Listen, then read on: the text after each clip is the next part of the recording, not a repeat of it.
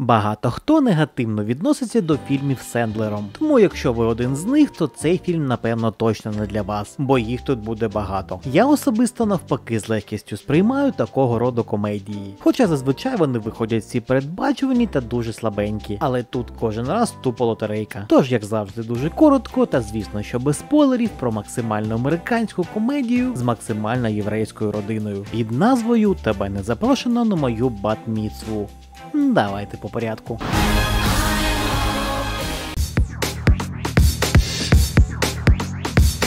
Типова єврейська сім'я, тато, мама та дві доньки. Одна вже доросла, а от на другу якраз і чекає це свято переходу у доросле життя. Ну і звісно ж вона хоче, щоб це було просто незабутньо, бо в першу чергу це статус, впізнаваність, крутість, ну і все те, що хочуть підлітки у цьому віці. Але ж як завжди, діти чи вже не діти не розуміють, що все те, що вони хочуть, коштує великих грошей. Та й по факту ні на що не впливатиме у майбутньому. Але як це пояснити дитині? Це про такі собі солодкі 13 кожного єврейського підлітка.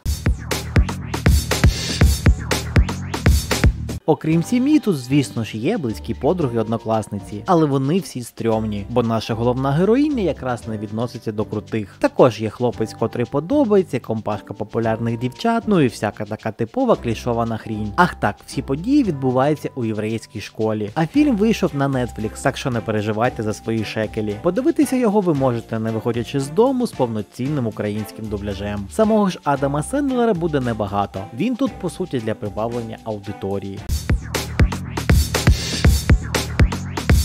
Це дівчаче підліткове кіно, а не тупа комедія, як дехто міг подумати. Тут мало гумору, але сам фільм вийшов дуже легкий та милий, хоча і максимально передбачуваним. Хронометраж стрічки трохи більше, ніж 1,5 години, але дорослим відверто буде нудно дивитися. Хоча тут і є саркастичні більш дорослі жарти, рейтинг фільму всього 12+, тож можете впевнено вмикати його своїй дитині і займатися своїми хатніми справами. У фільмі багато модних слів по типу краш, кенселити і таке інше, тож ваші діти будуть у темі. Немає лайок, відвертих сцен чи такого подібного. Стара банальна класика, тут нема ні спецефектів, ні якоїсь анімації поверх картинки. Багато слоумоу та яскравих кольорів, модні шмотки та зачіски. Притому майже немає реклами, крім, звісно ж, Apple. Діти грають непогано, нема театральної експресії, все виглядає натурально. Велика кількість крупних планів та монтажу, тож фільм вийшов більш-менш динамічним. Багато сучасних треків, але вони всі грають потрошку. Щоб не напрягало, тим паче ви точно вже їх чули. Композитори фільму Есте Хаїм та Аманда Ямате, відомі за такими стрічками, як «Зробімо помсту», «Крок у доросле життя» та серіалом «Покоївка».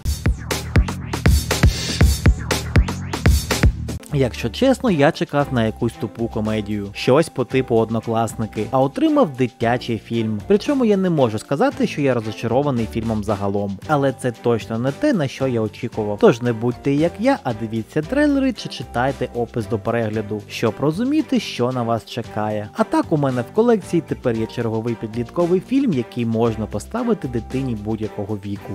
Ну, якось так. Ну а що?